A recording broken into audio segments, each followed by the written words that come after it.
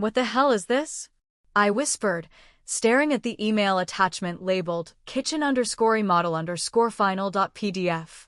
My hands trembled so badly I nearly dropped my coffee mug. Our savings account was down $17,000, money I'd been setting aside for my own design studio, and now I knew exactly where it had gone.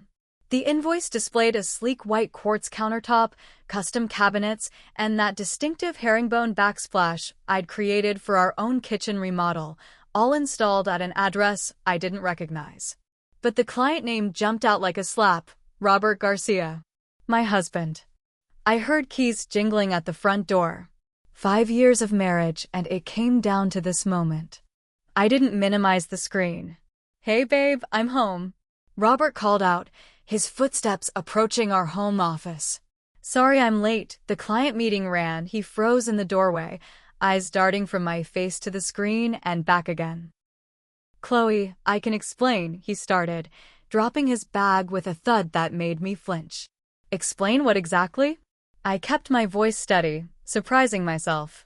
"The $17,000 missing from our account?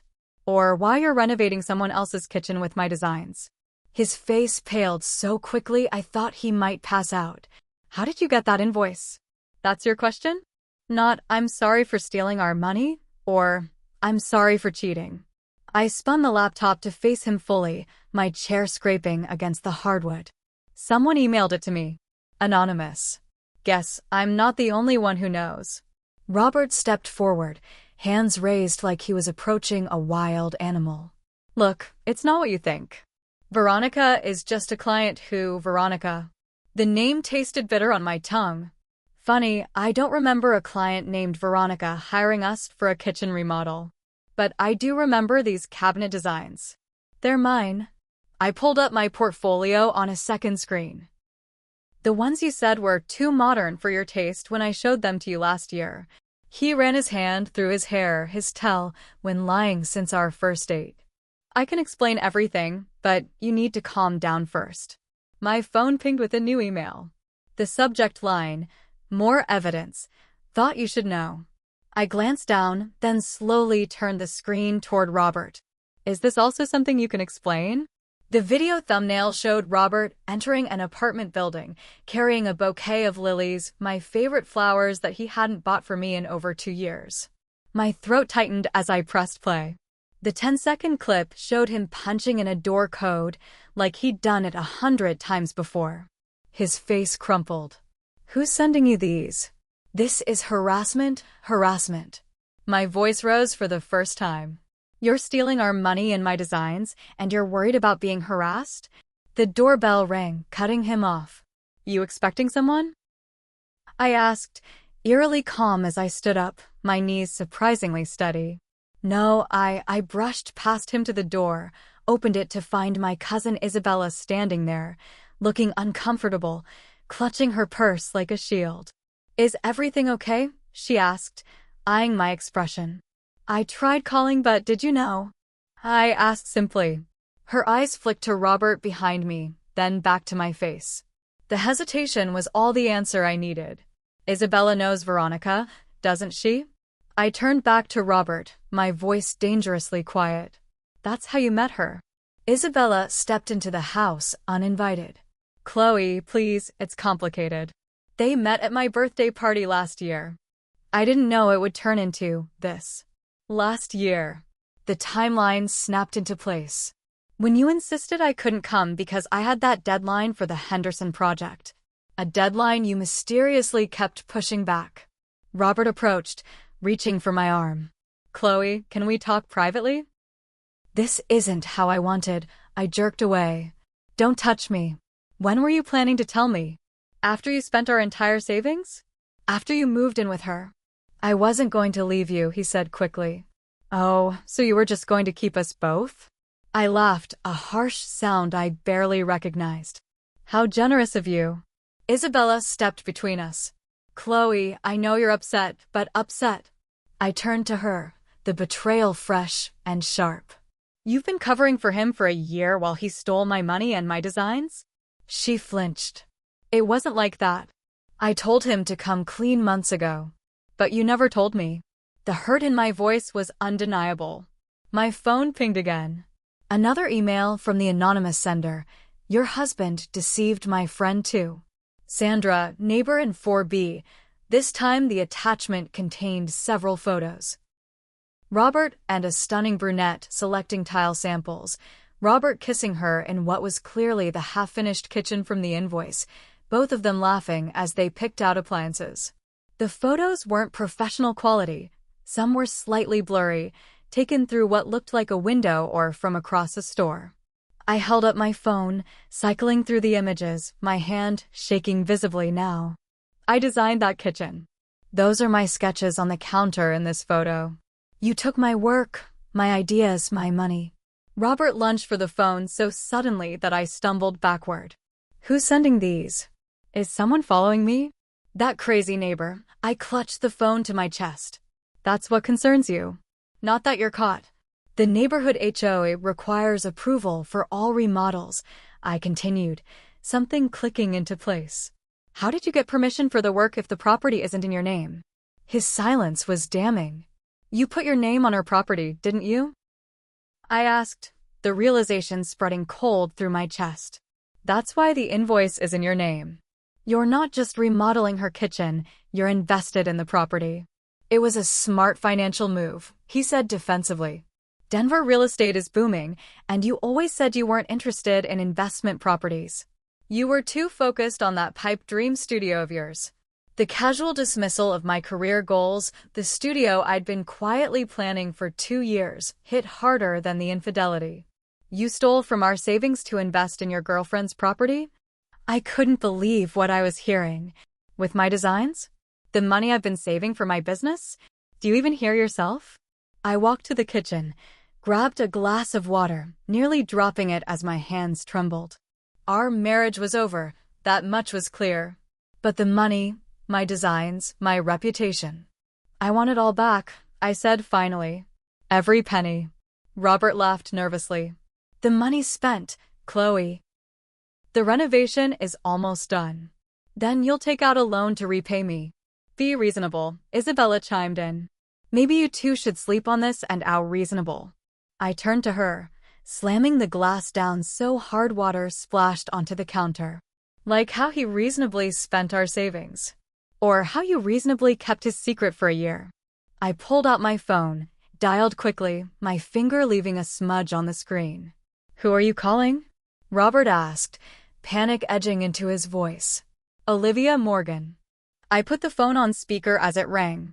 Chloe. Olivia's voice came through, warm and friendly. I was just about to call you. The contractors finished my living room today, and it's absolutely Olivia. I cut in, I need a favor. You know those connections you have with Denver Home and Design magazine? Of course, she said, her tone shifting to concern. What's going on? I'd like to discuss a feature about intellectual property theft in interior design. Specifically, how to protect yourself when someone steals your designs. Robert stepped forward. Chloe, don't. I held up my hand, silencing him. That sounds specific, Olivia replied cautiously. Is everything okay? Not really. I just discovered my husband has been using my designs for his girlfriend's renovation. Spent our savings on it too. A beat of silence. I'll be there in 20 minutes. Don't sign anything before I arrive. I ended the call, facing Robert's panicked expression. You can't do this, he said. My career, your career. I laughed. What about mine? You stole my intellectual property. Isabella stepped closer. Chloe, I know you're hurt, but destroying Robert's reputation won't make things better. I'm not destroying anything, I replied calmly. I'm simply claiming what's mine. I grabbed my laptop, opened my design portfolio. Every one of these designs is copyrighted, including the ones you implemented in Veronica's kitchen. Robert paled. The designs belong to our company. You can't, our company. I pulled up the business registration I'd saved in anticipation of this moment. Garcia Designs is registered solely in my name. You insisted it would save on paperwork, remember? Said you didn't care about the business details. The look of realization crossing his face was almost worth the pain of the last hour. "You need to leave," I said quietly. "Both of you." "This is my house too," Robert protested. "The house you're renovating for your girlfriend, or this one that you've been neglecting?" I asked. "Because you can't have both." Isabella touched my arm. "Chloe, please." He made a mistake, but I pulled away. "A year-long mistake? With my cousin covering for him?" "That's not a mistake, that's a choice." My phone buzzed with a text from Olivia, "On my way. Bringing Amy from legal." As if on cue, another email arrived from my anonymous informant. I opened it to find a complete dossier. Dates, times, photos of meetings, copies of material orders in Robert's name, all for Veronica's address. "Who is sending you this?" Robert demanded, looking over my shoulder. "Someone with a conscience, apparently." I scrolled through the files. "Someone who thinks I deserve to know the truth." The final item in the email was a photo of a handwritten note on what looked like a building's community bulletin board notice paper. "He told her you were separated. She just found out the truth too. I've been watching him come and go for months with different women. Robert is not who he pretends to be." Sandra, V's neighbor in 4B, everything clicked into place. "Veronica doesn't know you're married, does she?" I asked, watching his expression. "That's why you've been meeting at her place, not bringing her here. And Sandra, the neighbor who's sending these, she's seen you with others too." Robert's eyes widened, then narrowed. His silence and the muscle twitching in his jaw confirmed it all. "Get out," I said, my voice flat. "Both of you." "Where am I supposed to go?" Robert asked, desperation creeping into his tone. "Ask Isabella," I suggested coldly. "She's good at keeping secrets." Isabella at least had the decency to look ashamed. "Chloe, I never meant to hurt you. I thought he would tell you. But he didn't, and neither did you." I opened the front door. "Olivia will be here any minute, and I'd rather not have an audience for what comes next." Robert hesitated, then grabbed his keys from the counter. "This isn't over. Half of everything is mine." "Including the debt you incurred renovating your girlfriend's property with stolen designs?" I asked. "I look forward to discussing that in court." After they left, I sank onto the couch, the shock finally hitting me like a physical blow. 5 years of marriage undone by an invoice and some photos. The tears came suddenly, hot and angry, streaming down my face as I gasped for breath. I grabbed a throw pillow, one I'd specially selected to match our living room color scheme, and screamed into it until my throat hurt. 10 minutes later, exhausted, I wiped my face and took a deep breath. The strange calm that settled over me wasn't numbness, it was clarity. I opened my laptop and began to work, pulling up design files I'd been saving for years, concepts for my own studio that Robert had dismissed as hobby projects. 2 hours later, Olivia sat across from me, reviewing the documentation with Amy, her friend from legal. "This is concerning," Amy said, scrolling through the anonymous emails. "But honestly, without context, these photos could be explained away. We need more." "The neighbor, Sandra, seems invested in this," I said, showing them the emails. "The subject lines suggest Veronica just found out the truth too." Olivia squeezed my hand. "How are you holding up?" "Really?" I cried. I screamed. "Now I'm planning," I said simply. I showed them what I'd been working on since they left, a complete redesign of the kitchen Robert had stolen from me, with significant improvements. "I want to finish what he started," I said. "But better." Amy looked confused. "You want to help finish his girlfriend's kitchen?" "No." I pulled up a property listing I'd bookmarked 6 months ago when I first started secretly planning my exit strategy from our suffocating partnership. "I want to buy this design studio space and create a showcase kitchen there, using my original designs, but evolved. Then I want Denver Home and Design to feature it." Olivia's eyes widened. "A stolen and recovered design story?" "Exactly." I felt the first spark of excitement cutting through the pain. Every designer has had their work stolen at some point. "This isn't just my story." Amy frowned. What about the money? 17,000 is a lot to lose. I'll get it back. I pulled out a separate folder I'd prepared months ago when I first suspected something was wrong. I've documented every expense Robert has charged to our joint accounts for the past year, including several business dinners with receipts showing 2 entrees, 2 desserts, and a bottle of wine I don't drink. You've been planning for this, Olivia said softly. Not for this exactly. I closed the folder. But I knew something wasn't right. I just didn't want to believe it. The doorbell rang again. When I opened it, I found a stunning brunette standing there, eyes red from crying, clutching what looked like renovation samples. Are you Chloe? She asked. I nodded, immediately recognizing her from the photos. I'm Veronica, she said. I think we need to talk. I stepped aside to let her in. You're right. We absolutely do. I led her to the living room where Olivia and Amy watched with wide eyes. My neighbor Sandra sent you those emails, Veronica said without preamble.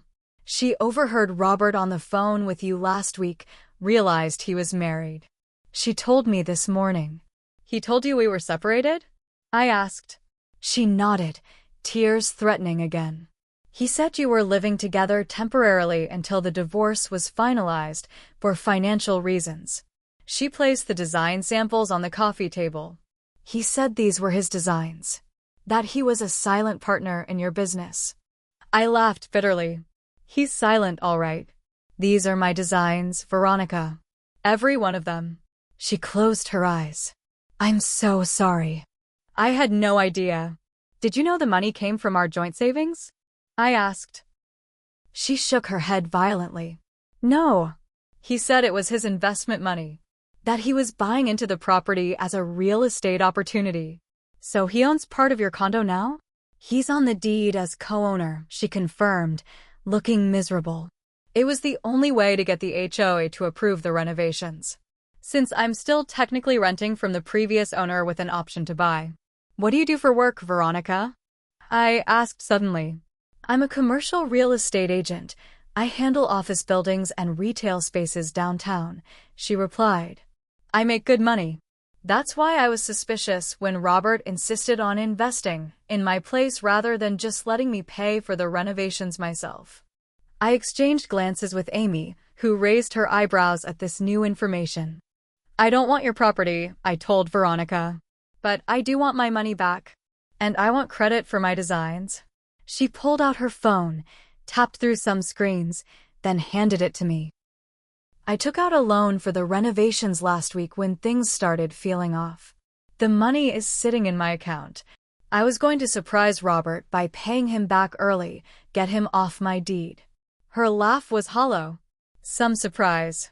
The screen showed her bank account with just over $20,000 available.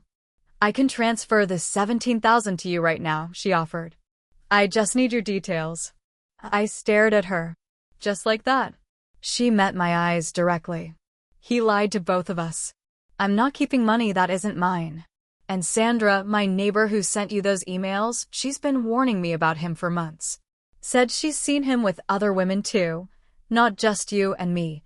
While Amy helped arrange the transfer, I showed Veronica my portfolio, pointing out all the elements Robert had stolen for her kitchen. These are beautiful, she said, genuine admiration in her voice. I'm in commercial real estate development. We could use someone with your eye. You're offering me a job. I couldn't hide my surprise. Potentially, she said. Or at least some projects. God knows I'm not keeping Robert around, but someone still needs to finish my kitchen. Though after seeing your full portfolio, I'd rather have the real designer than the wannabe. Olivia leaned forward. Actually, we were just discussing an interesting idea. That night, after everyone left, I finally allowed myself to fall apart completely. I cried into my pillow until my eyes were swollen, screamed into the shower as hot water washed over me, and burned the last Valentine's card Robert had given me in the kitchen sink. Then I pulled myself together, opened my design software, and worked until sunrise, pouring my rage and hurt into the most beautiful kitchen designs I'd ever created. 3 months later, I stood in my new design studio, watching the photographer from Denver home and design capture images of the showcase kitchen. It featured all the elements Robert had stolen, but elevated. The cabinet design he'd dismissed as too modern now executed in a rich blue with brass hardware, the countertops upgraded from quartz to marble. The backsplash a custom tile I'd designed myself during that cathartic all-nighter. "These shots are going to be amazing," Olivia said, examining the photographer's preview screen. "The Reclaimed Designs feature is going to be our most popular issue this year." Veronica walked in, carrying coffee for everyone. Since that bizarre night, we'd developed an unexpected partnership. She'd connected me with 3 commercial clients already, and the studio space, which we'd gone in on together, was booked solid with consultations for the next 6 months. "Have you heard from Robert?" she asked, handing me a latte. "His lawyer called yesterday," I replied. "He's dropping the claim to the business assets." "Smart move," she said, "especially after what we found in the contract reviews." What we discovered was that Robert had been cutting corners on building materials, pocketing the difference between what he charged clients and what he actually spent. It wasn't just my designs he'd been stealing. No wonder he'd been so insistent on keeping the business registration solely in my name. It protected him from liability while giving him access to all the benefits. "Did I mention he tried to contact me through Instagram?" Veronica added. "Asked if we could talk about the property situation." "What did you say?" Olivia asked. "I told him to contact my lawyer." Veronica smiled. "And then I blocked him." "Oh, and Sandra, my neighbor who sent you those emails, she's been watching him like a hawk. Turns out she used to be married to someone just like him, so she's made it her mission to warn women. She's going to be our first client once my kitchen is done." We clinked our coffee cups together in solidarity. "Ladies," the photographer called. "Can I get a shot of the designers together for the article?" Veronica nudged me forward. "That's all you. I just provided the financial backing." I shook my head. "We're partners now. Come on." As we posed in front of the kitchen I'd reclaimed from theft, I thought about the invoice that had changed everything. Sometimes we find strength in the strangest places, like an email from a vigilant neighbor with an eye for detail and a sense of justice. The magazine headline would read, "From Stolen to Stunning, How Designer Chloe Garcia Reclaimed Her Work and Reinvented Her Career." The $17,000 had been returned, but what I'd gained was worth so much more: a thriving business, a clear conscience, and the knowledge that I was stronger than any betrayal. The dreams Robert had dismissed as hobby projects were now my reality, proof that sometimes losing what you thought you needed is the path to finding what you truly deserve. Would you have confronted him differently? Or was exposing the truth so publicly the right move? Sometimes the most painful revelations lead to unexpected opportunities.